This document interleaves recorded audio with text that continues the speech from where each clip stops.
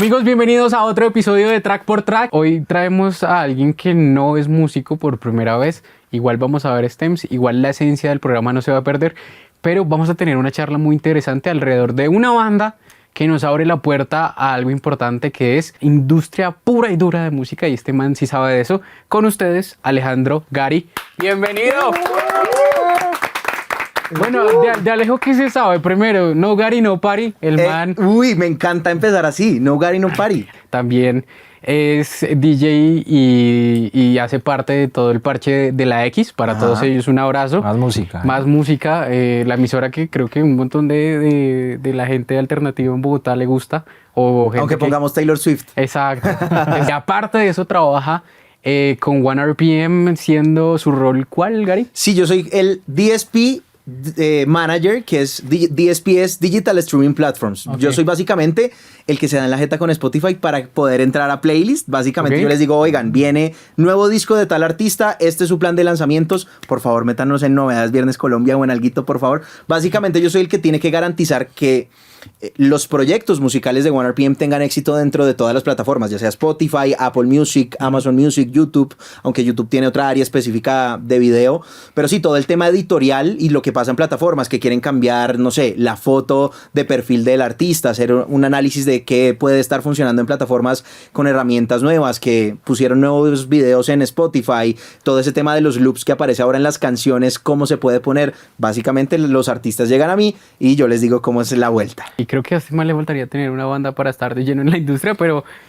Pero mira que, no, pues me parece muy bacano lo que dice Alejandro, que es diferente porque la industria no es solo los músicos, no solo los ingenieros. Acá ese espacio es Track por Track, es para todos y queremos darle visibilidad a todos. Y bacano ver eso que está detrás, ¿no? Todo lo que tú manejas. Es muy chévere, pero creo que lo más importante y lo que nos tiene aquí sentados a todos y los que están detrás de cámaras es que amamos la música. Sí. Yo creo que eso es lo más importante, más que ser gurús de que sabemos o de que hemos estudiado X o Y cosa, es que nos gusta la música. Yo estoy aquí sentado es porque amo eso. O sea, esa es mi vida. Todo el tiempo estar en constante chequeo de qué anda sonando, qué está pasando, cuáles son esos proyectos raros que andan teniendo éxito en la industria de la música, esos que tal vez hasta ahora están comenzando, que uno dice, oiga, estos manes van a pegar porque están haciendo algo distinto, ya sea en su sonido, ya sea en el marketing.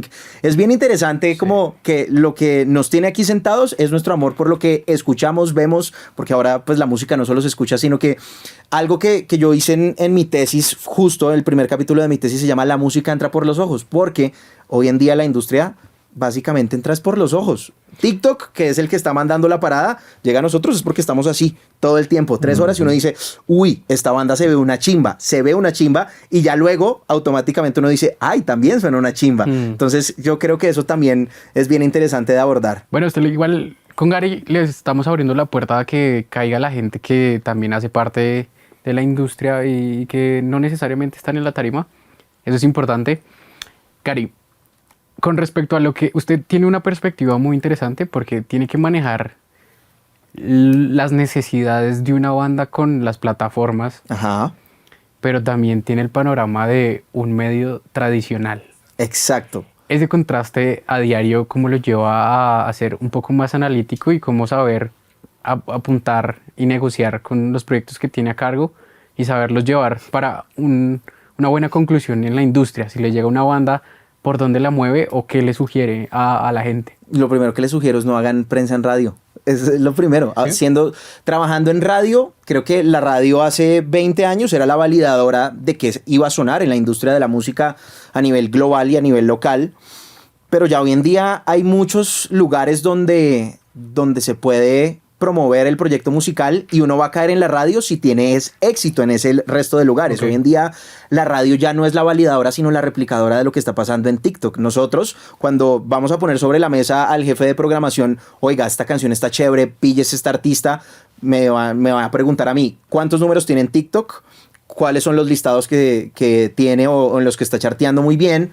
Y ahí sí, cuando le ven los números en Spotify, en TikTok y en sus redes, puede entrar en una línea de programación mucho más segmentada dependiendo de las necesidades del proyecto musical. En el caso de la X, obviamente pues nos enfocamos en anglo, pop y alternativo, pero en el caso, por ejemplo, no sé, de una Olímpica Stereo, si bien funciona todavía, porque en Colombia aún el tema de plataformas de streaming pues falta mucho y si bien nosotros vivimos en una burbuja en la que pues vemos en Bogotá que sí, ya la gente tiene Spotify, tiene YouTube, pero todavía es muy rural, todavía puede funcionar de cierta manera entrar por radio. Fenómenos como por ejemplo, no sé si escucharon este man Heredero con Sí, Coqueta, obvio. otro Sí. de los artistas 1RPM grandes, que era un fenómeno que nosotros decíamos, pero ¿qué está pasando? Y cuando se empezó a viralizar en TikTok y empezamos a ver estas creaciones en TikTok, nos dimos cuenta que también estaba funcionando, era muy por el voz a voz de las zonas rurales donde suena la carranga. Entonces, como que primero lo que decías tú, Santi, es entender las necesidades del proyecto. ¿Qué veo yo? Que sí, hay que apuntar hacia otros lados desde el voz a voz y también en las redes sociales y ya luego el resto empieza a llegar en medios tradicionales. Antes Ok. los medios tradicionales eran los que posicionaban a un artista. Queremos mostrarle este artista a usted, ya sea televisión, ya sea radio, ya sea prensa. Y antes eran los posicionadores de música, ahora son los replicadores de todo lo que está pasando externamente con las nuevas dinámicas de promoción Ese musical. es un punto de vista muy interesante, porque creo que yo no sé usted cómo lleva, si usted tuviese un proyecto musical ahorita, Carlitos, ¿a dónde le apuntaría para la difusión? ¿Pagaría prensa tradicional? No, yo creo que eso ya se perdió completamente. Sí. Y lo que hablábamos, lo que siempre hemos hablado es, no se tiene que pagar la prensa tradicional y se busca TikTok, se buscan las redes y se busca el consumirlo rápido. Tener un Exacto. hook que pegue, que me salgan tantos videos, y hay gente que ahora hace música para TikTok. Ajá. Entonces hace música para que pegue en TikTok y para que la usen en Reels, y crean un trend, crean un baile. Que eso es todo un debate, ¿no? Eso es todo un debate Y porque, sí. porque a veces encierran creativamente a los artistas a me tienes que tener un hook de 15 segundos que funcione para los trends de baile y es como ¿y dónde quedó la calidad? ¿No? Exacto, ¿Dónde y quedó se- la calidad creativa, la libertad creativa, que es muy libertad importante para un músico de este es mi proyecto, quiero volarme la cabeza con cosas, pero que al final lleguen con el mejor disco de la industria musical y su disquera le diga, no, es que nada, esto es tiktokiable. No, es muy marica, duro, ¿no? que- También. Pero por otro duro. lado, también pasa que hay productores en su cuarto que están mostrando su proceso creativo y de la nada se les viraliza un track de ellos que si no hubiera sido por TikTok no hubiera pasado hubiera llegado. absolutamente Pero nada. Entonces eso es esa cómodo, dualidad de eso es difícil. cómo artistas que están produciendo en su cuarto se pueden volver completamente virales y a los 2 años ya ser top artistas globales, pero también de esos artistas que ya tienen toda una industria detrás, los están obligando a pegarse a esas nuevas dinámicas y que tal vez les hagan como condicionar su tema creativo. Vamos a hacer un ejercicio bacano y es, salimos de Colombia y Ok. aterrizamos donde esté Metallica ahorita, porque no sabemos dónde está. Ok, Porque en estos momentos no sabemos, no sabemos dónde el está día de Metallica, es muy publicación. cierto. Que entre otras salvaron Tomorrowland el otro día, ¿no? Ujú. Porque Tomorrowland, pues recordemos, se quemó todo su Se escenario incendió. principal y dijeron, bueno, ¿cómo vamos a hacer para resolverlo, para no cancelarlo? Y Metallica les prestó los equipos de audio. Cuando veo una foto de Martin Garrix con Lars Ulrich, yo dije, ¿cómo así? ¿Lars va a salir en Tomorrowland? ¿Qué va a hacer Lars? O sea, ¿qué va a Y los hacer Lars? haters de Lars, claro. Empecemos porque eso no además, falta, ¿no? exacto, porque además pues los DJs tienen los beats muy bien marcados y Lars no tanto. No tanto, Ay, pero ¿cierto? espere. Entonces, Vamos a hablar de esto porque Metallica es una de esas bandas que ha movido la industria de la música. No, ellos se han adaptado, han logrado moverla para que fuera diferente. Y resulta ser una de las bandas favoritas también de Alejandro Gari. Preparamos una canción. Vamos a, Ok. vamos a empezar a escuchar los stems de... ¿Cuál canción, Carlitos? Trajimos Master of Puppets. Nah, qué ya, canción ¿para qué sota. más? ¿Con Nada qué más quiere y nada arrancar menos. usted ¿Para de qué más Master? Master of Puppets? Pues creo no que sé, es- como esta es una escucha diferente, Ajá. yo le quería preguntar a Gary qué le gustaría escuchar así. Ya la hemos escuchado, es una canción que uno ha escuchado muchas veces, que es Claro. que uno ya se la sabe de memoria, pero escucharlo Ay, instrumento por Me gusta instrumento. mucho eso porque además Master of Puppets es como un punto de inflexión para la banda. Porque fue el último álbum que grabaron con Cliff Burton, ¿no? Su bajista con su original. bajista original. Que eso me parece bien interesante. Y fue el último en el que muchos de los puristas o de esos que dicen, oh, es que Metallica son unos Metallica es vendidos". la luz. Exacto. Fue el último en el que los consideraron como una banda alternativa. A pesar de que pues, son los abanderados del metal y el metal pues Y el- hoy por hoy es un género en teoría alternativo. Fue la última vez que los consideraron a ellos como de esta camada antes de volverse comerciales, por decirlo así. Y me gusta mucho todo lo que hicieron con este ejercicio porque fue el punto de inflexión que los estalló a ellos, tanto sonoramente, perfeccionaron lo que habían hecho con Kill 'Em All, con Ride the Lightning, lo perfeccionaron muy bien y aparte de eso fue como el punto en el que la gente fuera de Estados Unidos empezó a decir, con esta banda está pasando algo realmente distinto, o si se los llevó a ser teloneros de su gira Claro. con este álbum. Se juntaron en el estudio por segunda vez con un tipo danés que se llama Flemming Rasmussen, que fue el que grabó con ellos Ride the Lightning, y si no estoy mal, And Justice for All también. Sí. Y que fue el tipo como que perfeccionó su sonido, que le dijo, oigan, ustedes tienen mucho potencial, pero necesitamos limpiar ciertas cositas de ese primer Kill 'Em All que todavía sonaba trashy, que todavía sonaba feo, mal grabado. Que igual los mete en el Big Four del trash y toda la vuelta, Claro. pero pues yo creo que esos manes, es que Metallica es un tema interesante. Es un caso especial, ¿no? Desde cualquier perspectiva. Y que si un alienígena llega y aterriza en la Tierra y dice, bueno, muéstrenme Metallica, lo primero que uno les tiene que mostrar es Master of Puppets, Claro. porque es ese punto central entre lo muy metal, pero también más central que lo que estaba pasando en Black Album, que ya tiraba hacia hard rock, lo que estaba pasando pues ya con el Road y con el Reload, que ya se volvían un poco más comerciales y poco más digeribles a un público de rock que de metal. Así que me parece muy bien escogido Master of Puppets. 10 puntos para ustedes dos por haber escogido. Aplausos. Muy bien, Charlie. ¿Qué escuchamos? Yo quería empezar por Cliff. Empecemos por Cliff. Y lo que tú dices de Fleming es muy interesante porque ellos tenían un sonido que era muy rudo. Exacto. Y ese sonido se mantiene esa esencia, pero acá cuando escuchemos instrumento por instrumento vamos a ver que a veces puede sonar un poquito grunge, que a veces no va a sonar como trash. Es que yo creo que a Cliff le gustaba mucho la distorsión. En el bajo, que es algo que no es tan común, a pesar de que en el rock se utilice mucho, meterle la distorsión igual que una guitarra, prácticamente. Y Cliff tampoco sonaba como chatarro, güey, sonaba con presencia, como con y que era un poder. tipo supremamente técnico. Exacto. Que además, si uno lo analiza, tocaba con los dedos de una manera muy rápida. Era de esos pocos velocistas solo con los dedos que habitualmente estos bajistas de metal, como David Ellefson, como el mismo Newsted, tocaban con pick, que por la misma rapidez del trash, que era tucu, tucu, tucu, tucu, tucu. Sí, Este man lo hacía con los dedos y lo hacía en un distinto, ¿no? Claro, es que ya ahí se notaba como el gain en el bajo. Sí, esa distorsión. Sí, a ver, imagínese esto.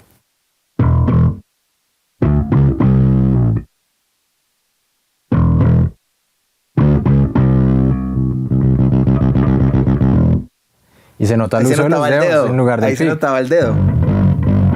Uf. Y ahí empieza.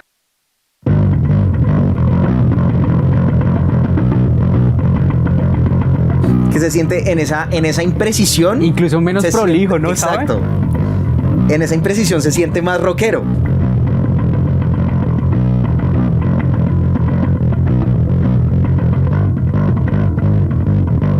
Impresionante. Y es diferente escucharlo así porque lo que decíamos es impreciso. Es impreciso. Y le da ese sonido de Cliff, esa rudeza Claro, metálica. pues es que ahorita haciendo este ejercicio de track por track, obviamente uno tiene unos bajos súper bien hechos y bien ejecutados, obviamente, que es lo que se busca. Pero es que era un gran momento para la industria de la música, ¿sabe? Además era un buen momento porque no importaba solo ser virtuoso. Ahorita, hoy en día, esperamos que la gente sea más virtuoso que todos estos que pusieron las bases. Y ese es como el estándar. No, es que si no canta tan bien como este, pues no va a ser bueno. Y ahí se notaba que uno tenía que ser auténtico. Este man, como lo acabamos de escuchar, no era preciso, siguiendo el riff de James Hetfield, pero en esa imprecisión se notaba como la autenticidad, o se veía la autenticidad de lo que era Cliff Burton, y eso lo hacía mucho más metal. El sentir allá el bajo roto en el Exacto. fondo, uno decía, qué chimba esto. Yo No les digo- necesitó un tipo como Victor Wooten para hacer obras maestras de la música. Les tengo una pregunta a los dos. ¿Qué mejor etapa es Metallica? ¿Con o sin Cliff? Uf, son distintas. Es que- Yo creo que son distintas. ¿Pero y les gusta más una o que con Cliff o sin Cliff? a mí me gusta más, debo decirlo, con Jason Newsted. ¿Por ¿Qué, qué? weón? ¿Por qué? Iba a ser controversial. Porque Jason Newsted, de todos los bajistas que ha tenido Metallica, ha sido el menos bueno. Ok. Siendo muy bueno. Ha sido el menos bueno, pero ha sido el que más se adaptó a un Metallica que ya estaba entrando en el mainstream y que en el escenario le hacía las segundas voces a James Hetfield, que encajaba muy bien con la banda, una banda rota que acababa de pasar el duelo de su bajista fallecido, y que supo que él no era un miembro per se de la banda, pero que sabía desde su esencia aportarle muy bien. Entonces era un tipo que a pesar de que le bajaron las mezclas de su bajo en Justice for All. El tipo como tal encajó muy bien en la banda, entendiendo las necesidades de esta misma. Y no quiso figurar nunca, sino que fue al punto, algo que ustedes hablaban en uno de sus capítulos anteriores, sobre todo con los bateristas, era que un buen baterista se medía porque hacía lo que tenía que hacer y no quería figurar. Caso también pasa en la base con el bajista. Jason se dedicó a... Entiendo que ahorita ustedes están pasando personalmente por un duelo. Yo no vengo acá a dármelas de que soy mejor que Cliff, sino a hacer que su música suene mucho mejor. Y eso me gustó mucho. Por el lado de Trujillo, pues también Trujillo es otro de esos distintos que uno dice...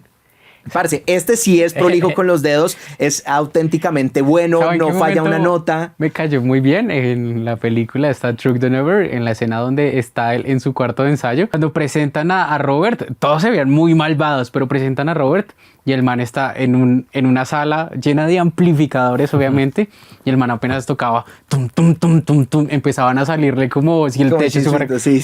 Entonces yo dije, qué chimba esta mierda. Obviamente eran mis primeros acercamientos profundos a conocer la historia y todo esto, pero siento que a mí me gusta más un mundo de la etapa posterior a...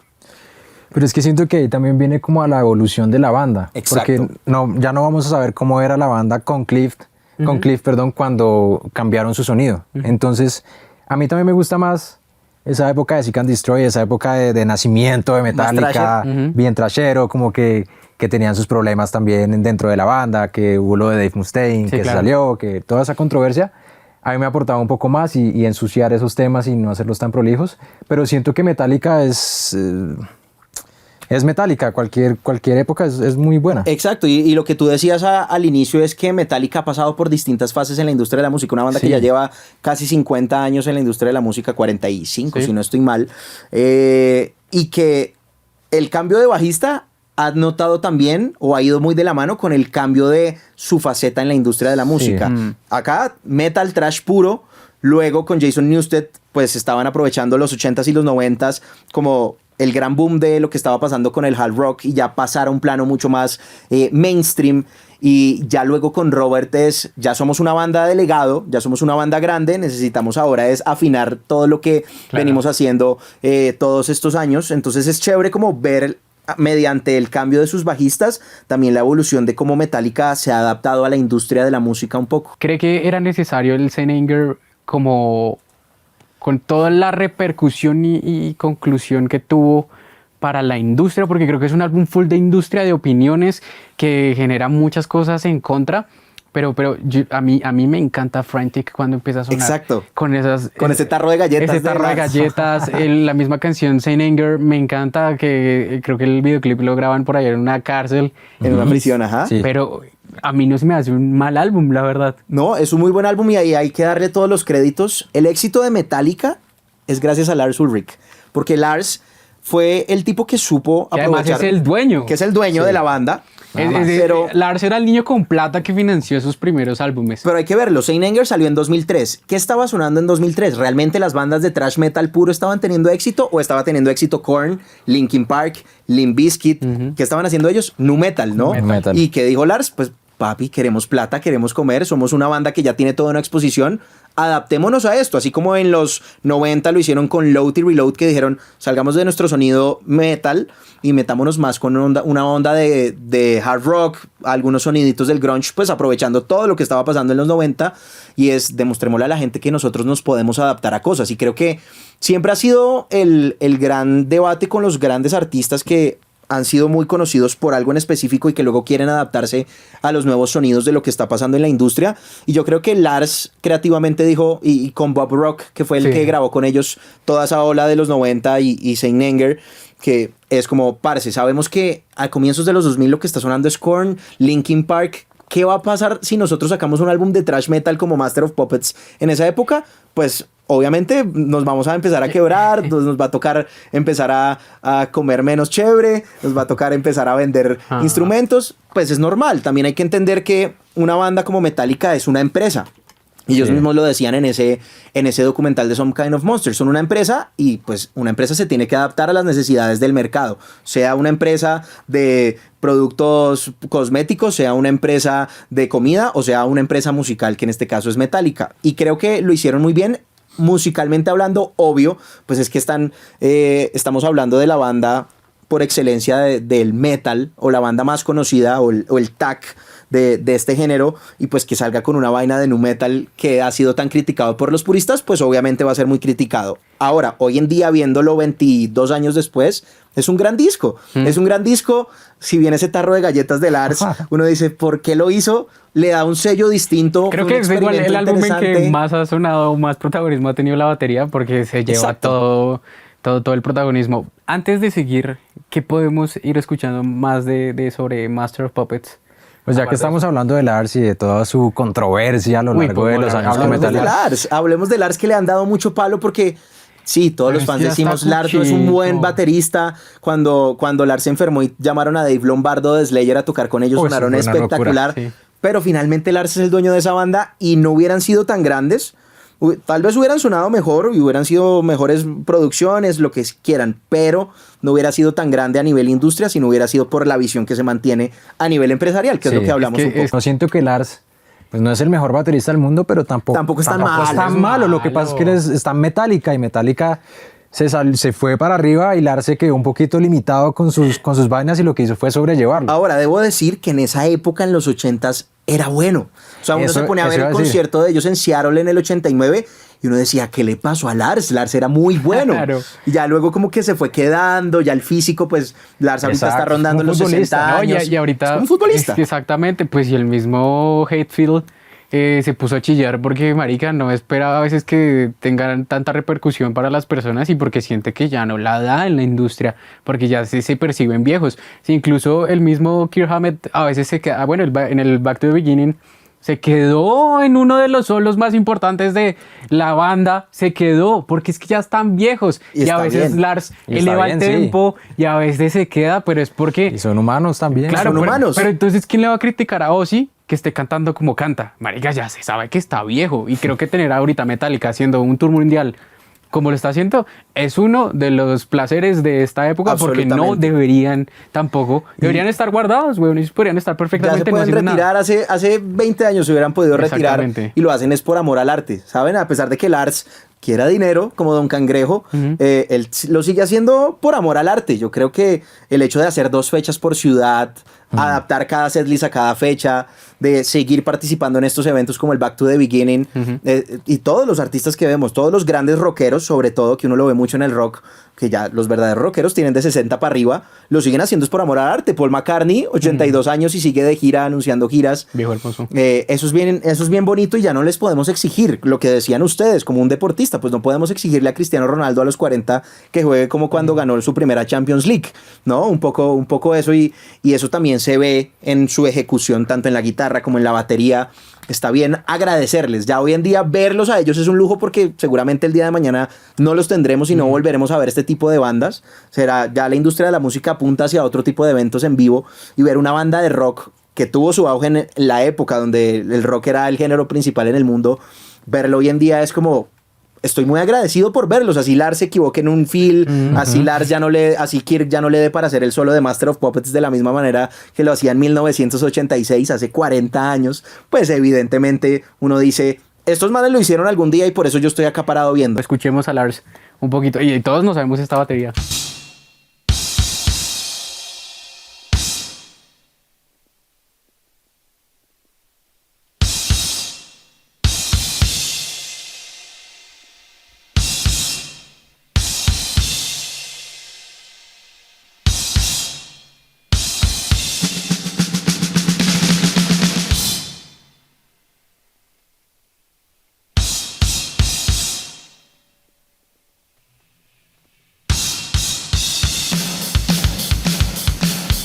Está decente, trashy. Y es trash, exacto.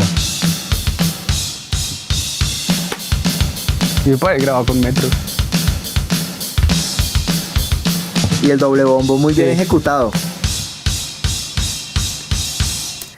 Está decente o sea, Lars hace su trabajo en Metallica y en esta época hay otras que de pronto no tanto, lo hace bien.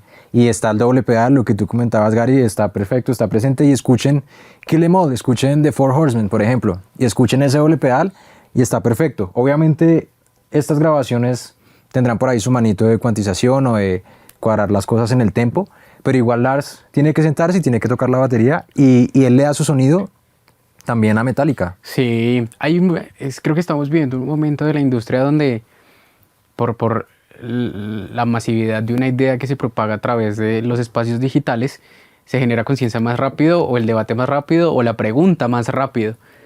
Con el tema Napster, creo que lo que alegaba mucho Lars es que es nuestra propiedad la música y por lo tanto debemos recibir lo que nos pertenece por nuestras obras.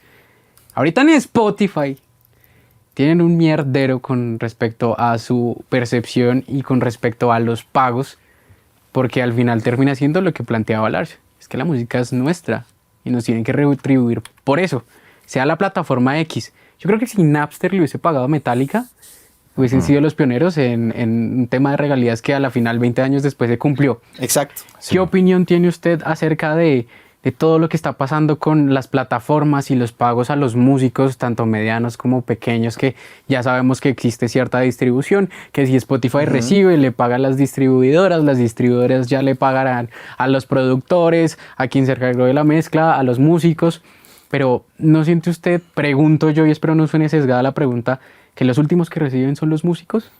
Sí, la respuesta es obviamente sí. Los últimos que reciben son los músicos.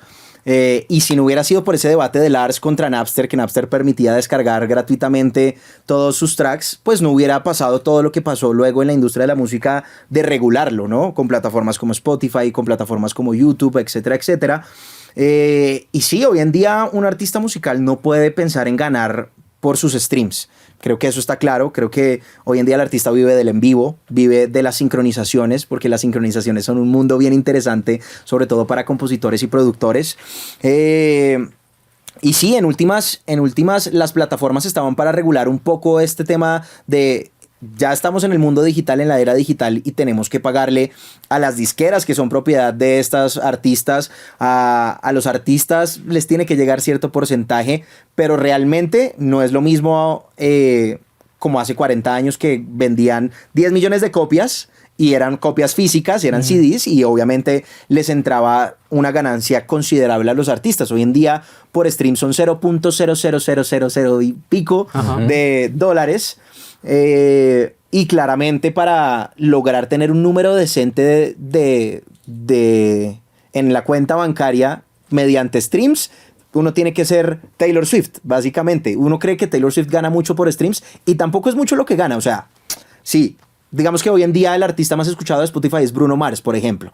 Bruno Mars tiene aproximadamente 100 millones de monthly listeners, y esos 100 millones de monthly listeners son 3 millones de dólares. 30 millones de dólares máximo, si acá haciendo cálculos matemáticos de comunicador social, que uno creería que son más, ¿no? Y ahí está el verdadero debate de por dónde va a ganar un músico, y la respuesta es hoy en día un músico debe ver las plataformas de streaming como una vitrina para ellos y para que la audiencia pueda llegar y acceder más fácil a ellos, más no como un medio de ganancias, más no como un vehículo para ganar dinero. Y ahí es cuando el músico tiene que plantearse, ok, ¿por dónde voy a ganar dinero? Y ese es el verdadero reto hoy en día de la industria de la música. Usted ahorita, siendo muy sincero, ¿cuál sería un camino correcto o acertado? ¿Cuál sería una visión para una banda que usted considere puede ser la correcta? Porque pues tampoco es que exista una fórmula para el éxito. Es que lo que tú decías es muy cierto. No hay una fórmula para yo decirles hagan esto y van a ver que pegan, porque es que hay cosas que pasan por combustión espontánea, ¿sabes? Uno puede seguir, no sé, la fórmula de X artista que hizo algo innovador y pegó, y realmente no necesariamente uno tiene que pegar. Entonces son muchos factores los que uno debe tener en cuenta. Uno, buscar su sonido y su identidad sonora. Creo que sigue siendo importante. Muy romántico hablando desde el arte. Uno tiene que buscar su sonido y buscar cómo la gente lo va a reconocer a uno. Que cuando, no sé, el vocalista literalmente diga solo una frase, ya uno dice, es que es esta persona porque ya le reconozco la voz. O que tenga un sello muy específico. Yo creo que lo más difícil, pero también lo más lo más indicado para un proyecto es encontrar ese sello personal, no parecerse a nadie, o si se va a parecer a alguien, meterle también un tema diferencial que le dé la vuelta a eso, que sí, puedo estar inspirado en algún artista, pero yo tengo esto de más o le doy este extra. Creo que sigue siendo muy importante el buscar esa identidad sonora y obviamente para tener éxito en la industria de la música hay que hacer buen marketing. Yo sé que los artistas dicen odio grabar contenidos, odio grabar mi promoción de la música, pero creo que el punto de partida está en cómo la vende usted. Y usted es muy juicioso haciendo sus contenidos también para sus redes sociales. Eso, no soy tan juicioso como me gustaría. Si fuera juicioso pasarían más cosas, pero los entiendo mucho porque dicen, somos artistas, nos gusta sentarnos en el estudio y hacer lo que sabemos hacer. No somos creadores de contenido. Lo he hablado con muchos artistas que yo les digo, parce, suban TikTok de esto, suban un video explicando el track by track de lo de ustedes y con su discurso. No tienen que crear un baile viral o mandárselo a un influencer que lo replique. Claro. Cero. Tienen que hacerlo con su propio sello y como les decía justo al comienzo de este episodio, la música está entrando por los ojos. Entonces creo que lo más importante es pensar en un buen plan de marketing. Ya teniendo la materia prima que es un buen track o un buen disco, un buen sonido, creo que lo que queda es finalmente buen marketing para todo. O sea, de nada nos sirve tener el próximo Master of Puppets en cualquier parte del mundo y ser la próxima banda que marque la parada en el metal si no vamos a llegar a nuestras audiencias de la manera en cómo la música hoy en día está llegando. Entonces creo que lo más importante es eso, pensarse en un buen plan de marketing y pueden ser cosas tan simples. O sea, vean lo que pasó con este chico de México, Macario, que era un tipo que recolectaba o que era reciclador en un camión de basura.